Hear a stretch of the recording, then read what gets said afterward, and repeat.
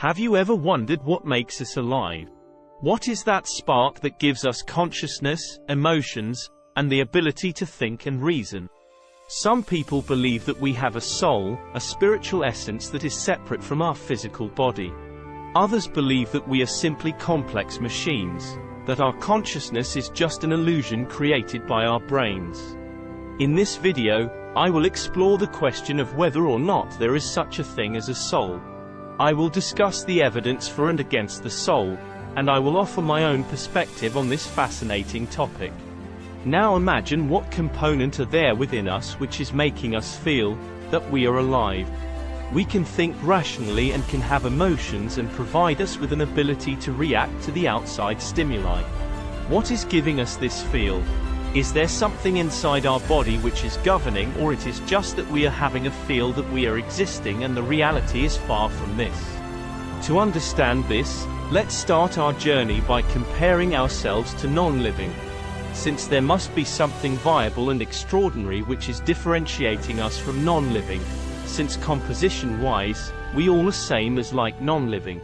For ease of understanding, we can safely say that anything which is being categorized as living, including plants, should have something what we commonly refer as energy or soul. Because through ancient ages, we have been made to understand that it is the soul only which is giving us an identity, making us believe in the quote by a famous philosopher René Descartes, "I think therefore I am." So, what is that which is thinking? Imagine a scenario. You see a person who is sitting in front of you suddenly suffers a massive cardiac arrest and dies. Now you don't find any movement in his body. This event will force us to question as what was that component in the body which has left, without which there is no movement, and we are now referring to that person as body, and calling it lifeless. However, structurally that man or a woman is still in front of you. In a layman's term, we can understand, probably there must be some kind of energy which must have left. Now, what about plants, because plants have also been categorized as living things? Let's ponder upon these questions and see if the scenario is same as humans and animals. To understand this, let's take an example of a rose plant. If we cut a small stem and plant it somewhere else, it will also grow into new plant. This event has led to two situations. First, a state of paradox, which is the original plant. Is it the one from which the stem was cut, or the one which has grown into new plant? The second situation is that energy, soul, which has been there in the so-called original rose plant, now what has happened to that energy? Has that also bifurcated into two? Now if that is the case, that means that soul can be bifurcated and has the capability of governing two or more bodies at the same time. Is it this simple, or is it more than this? Let us delve further into this aspect. Now what happens if we find that there is no such concept of soul at all? If this is proven, then our whole faith in religion will collapse and our basic understanding of life will change forever. So, let's start and find out. First, let's understand the body of any living being, including the plants. The first and foremost characteristic it has is that it has the ability to react to the outer stimuli. Now, is it not the same characteristic which even the non-living being also displays?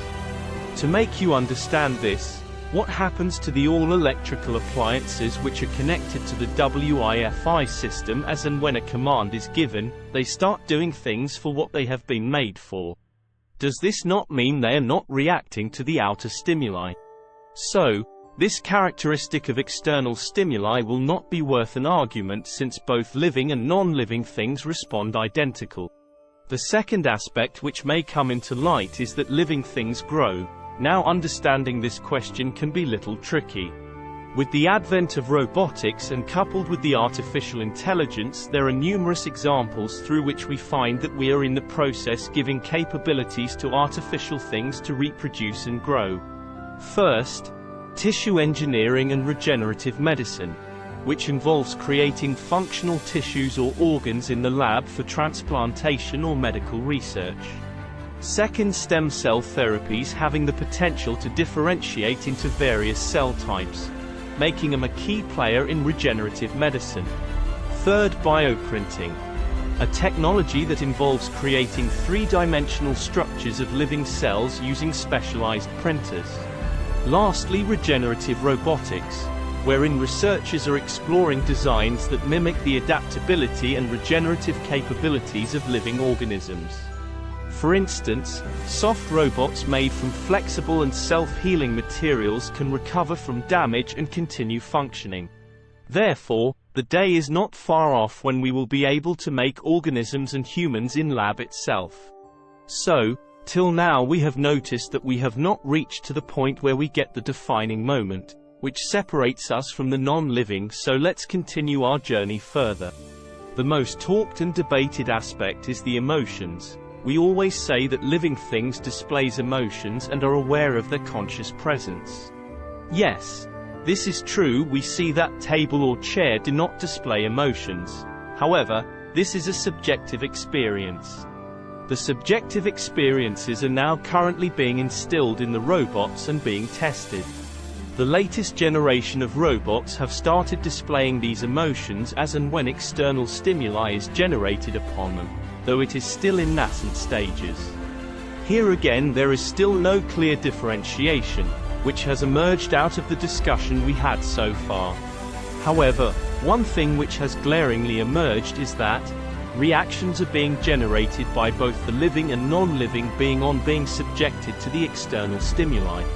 This means there is something which is not present in the body and is independent of matter, has some sort of control over the matter to make it react on the instructions to which it wants.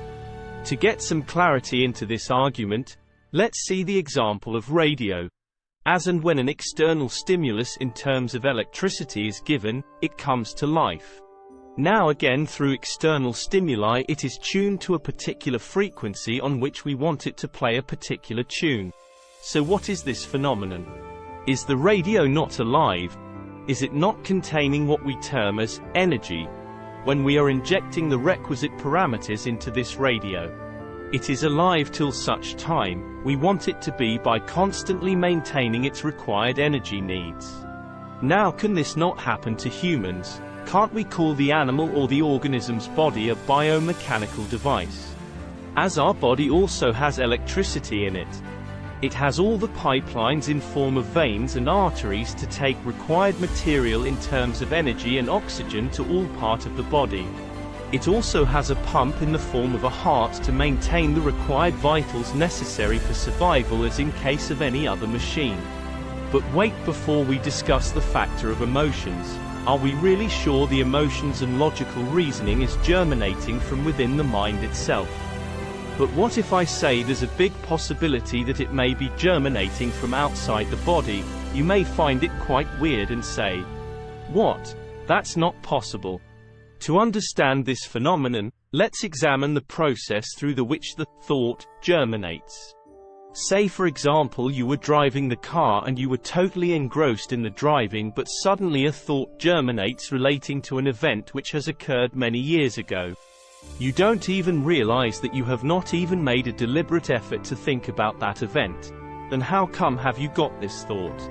Even further, if we carry this example, we have seen people saying that do meditation and control your mind.